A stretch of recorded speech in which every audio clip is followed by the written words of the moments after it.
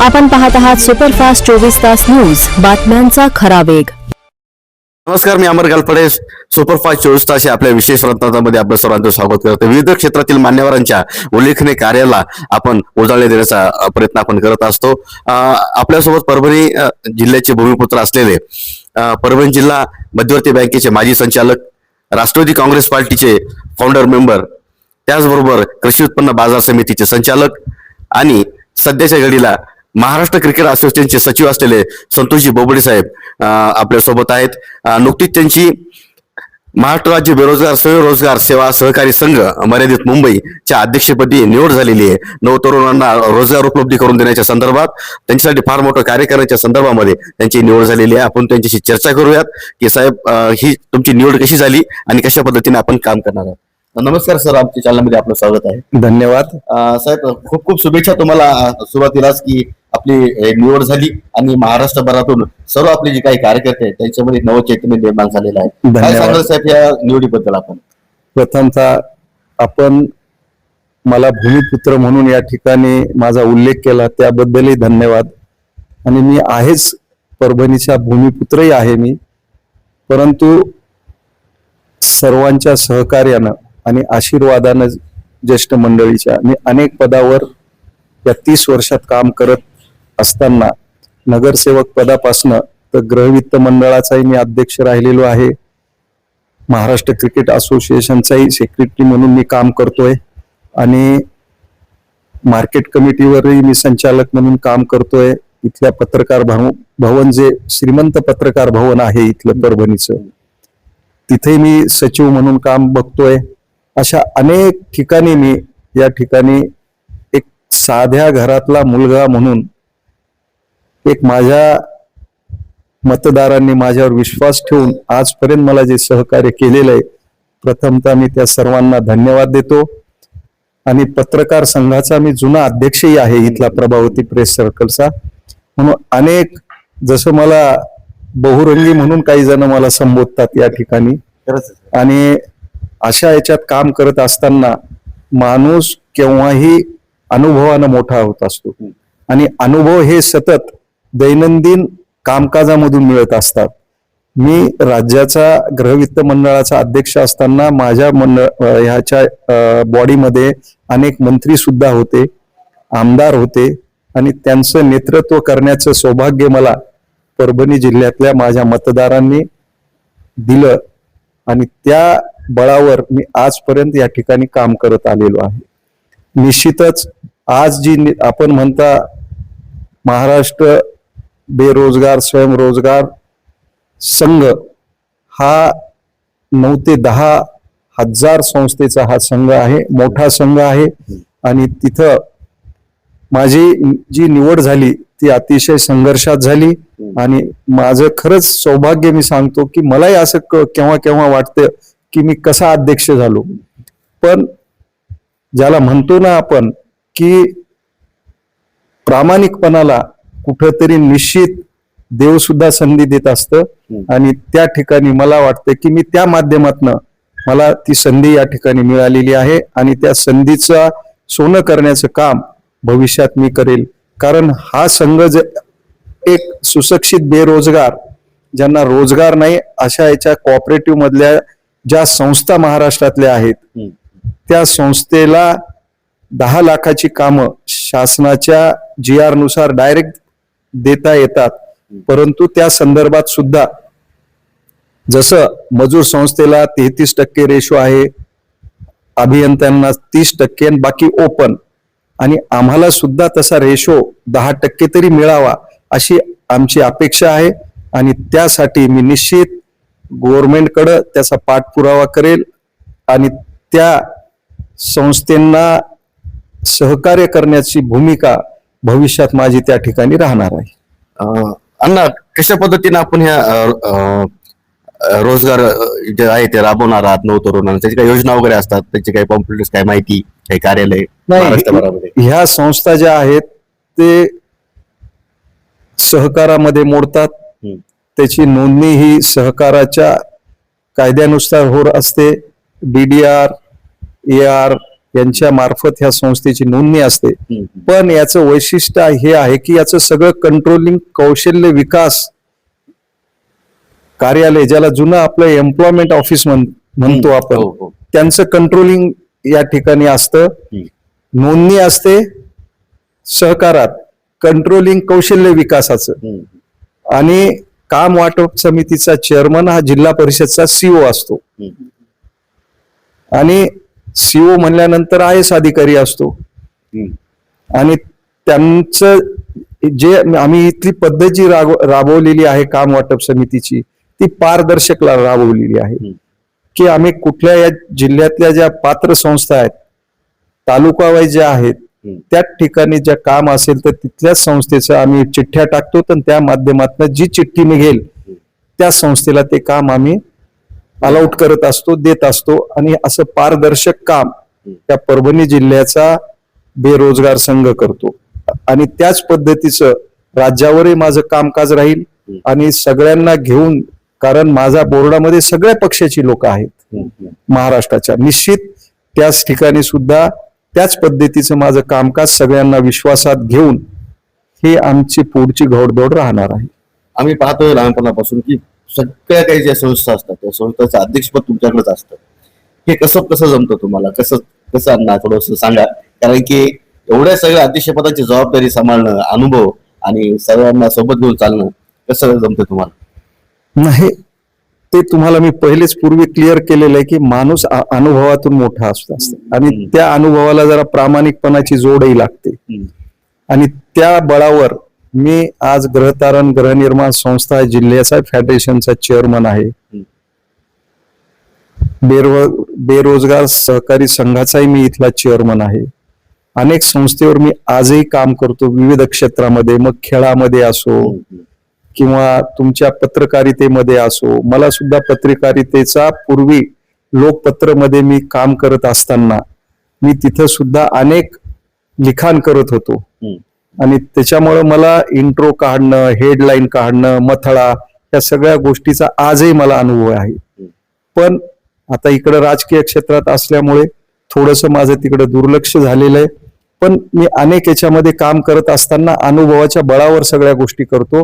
आणि प्रामाणिकपणा थोडंसं असल्यामुळे, मी सगळ्यांना घेऊन जायची माझी ती क्षमता असल्यामुळे मी त्याचा दुरुपयोग कधीच केला नाही, कधी त्याचा सदुपयोगच केला. आणि भविष्यात सुद्धा मी त्याचा सदुपयोग करण्याचा प्रयत्न करणार आहोत. अण्णा, महाराष्ट्र क्रिकेट असोसिएशनचे आपण मागच्या 5 वर्षापासून सचिव आहात. फार मोठे मोठे मॅचेस म्हणा किंवा निवड समिती म्हणा किंवा त्या खेळाडूंना घडवण्याचं काम, सिलेक्शन करण्याचं काम, सिलेक्शन कमिटीवर सुद्धा आपण तुम्ही करत असता. तुम्ही मराठवाड्याचे भूमिपुत्र आहात.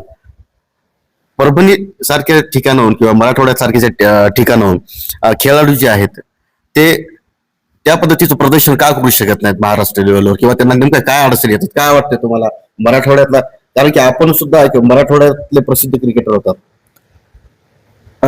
क्रिकेटच्या बाबतीत जर बघायचं झालं तर मी सुद्धा खूप क्रिकेट खेळलेलो आहे. बेस्ट बॅट्समन मी त्या काळात मराठवाड्यात घेतलेला आहे.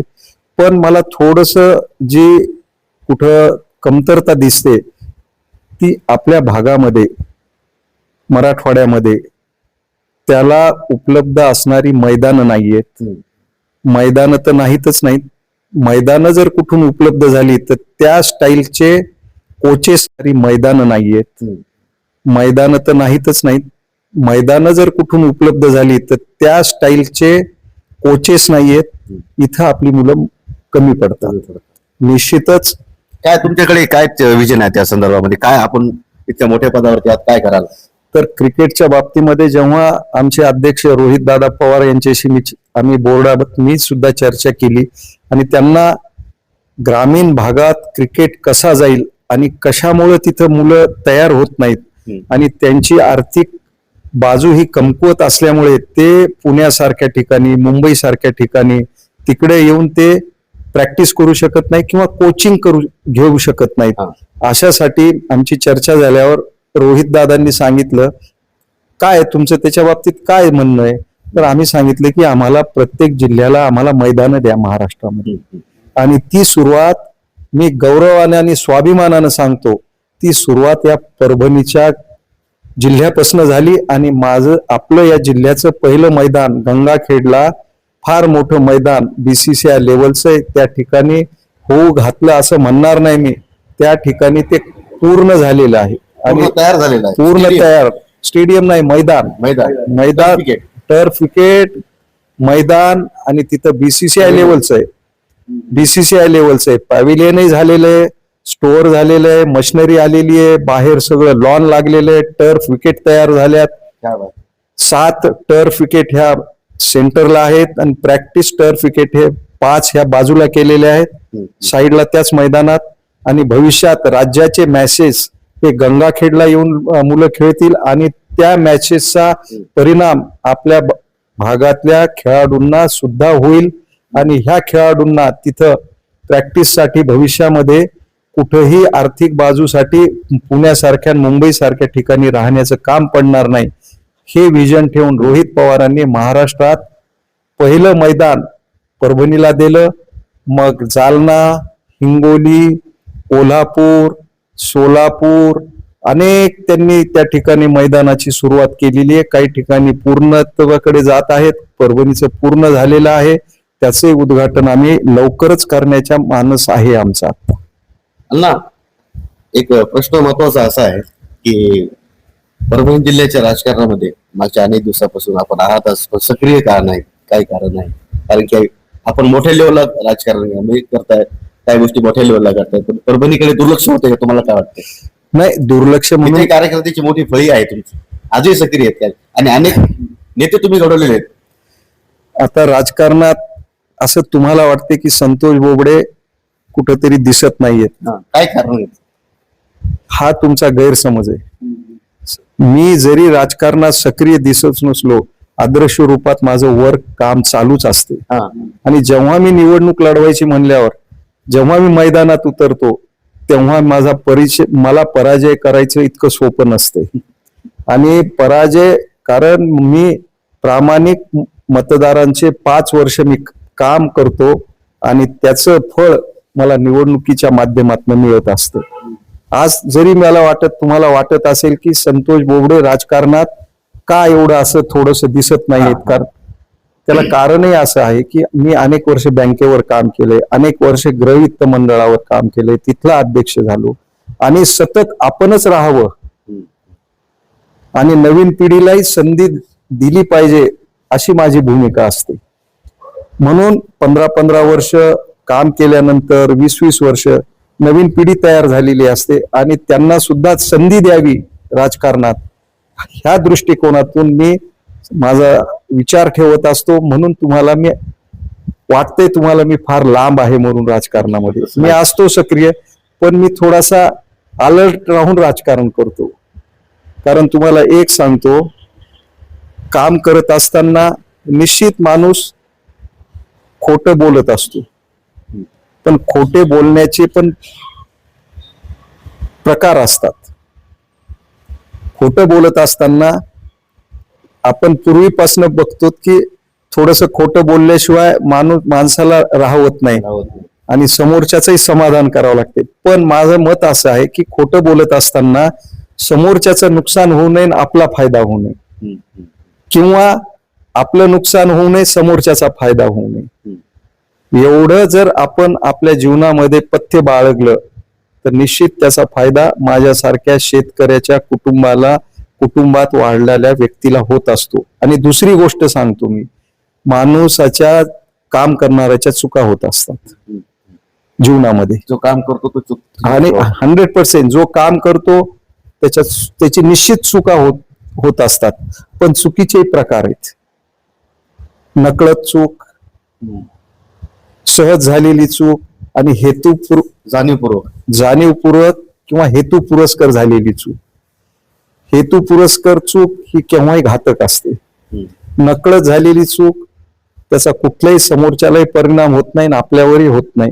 अशा जर गोष्टी तुम्ही स्वतःच्या जीवनात जर बाळगल्या तर निश्चित तुमचं जीवनही सक्सेस होईल असं माझं मत आहे. आणि तुम्हाला हेही सांगतो, ज्याची मग ते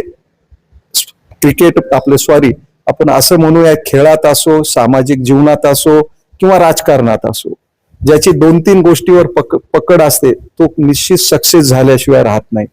त्याच्यामध्ये सातत्य असलं पाहिजे, त्याच्यामध्ये हिंमत असली पाहिजे, त्याच्यामध्ये कर्तृत्व असलं पाहिजे. तो मग राजकारणात सक्सेस होईल, समाजकारणात सक्सेस होईल किंवा शिक्षणातही सक्सेस झाल्याशिवाय राहत नाही. या 3-4 गोष्टीवर जर त्याची पकड असली तर असं माझं वैयक्तिक मत आहे. अण्णा, आता तुमची निवड झाली, महाराष्ट्रभरातील विविध सामाजिक संस्था असतील, त्यांना आपण तुम्ही काय आवाहन करणार? त्यांच्या माध्यमातून आपल्याला सुशिक्षित बेरोजगारांना जे सहकार्य करायचे त्यांना काय करणार आवाहन? आज अशी या संस्थेची अवस्था झालेली आहे, अतिशय वाईट अवस्था या संस्थेची झाली. अनेक संस्था या लिक्विडेशन मध्ये निघाल्या, कारण कुठेही या बाबतीमध्ये कोणी कामं द्यायला तयार नाहीये, म्हणून त्यांना ऑडिट करायला पैसे सुद्धा नसतात संस्थेनं. इतकी वाईट परिस्थिती आहे. निश्चित त्याच्यासाठी मी शासन दरबारी हा प्रश्न त्यांच्याकडे मांडणार. जर त्यांनी हे नाही केलं तर ह्या सगळ्या माझ्या सुशिक्षित बेरोजगारांना सोबत घेऊन मी आंदोलन सुद्धा करायला मागं पुढं पाहणार नाही आणि निश्चित त्यांना न्याय दिल्याशिवाय मी स्वस्थ बसणार नाही. हे होते महाराष्ट्र क्रिकेट असोसिएशनचे सचिव असलेले संतोषजी बोबडे साहेब.